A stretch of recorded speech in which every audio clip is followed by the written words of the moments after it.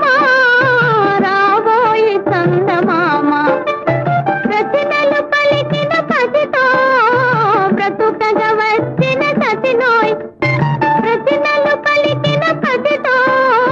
బ్రతుకగా వచ్చిన సతినోయ్ ఆటలు బూటకమాయే నటనలు నేర్చెను చాలా రావోయి చందమామ మా వింత గాథ వినుమా రావోయి చందమామ తన మతమేమో తనది మన మతం అసలే పడదోయ్ తన మతమేమో తనది మన మతం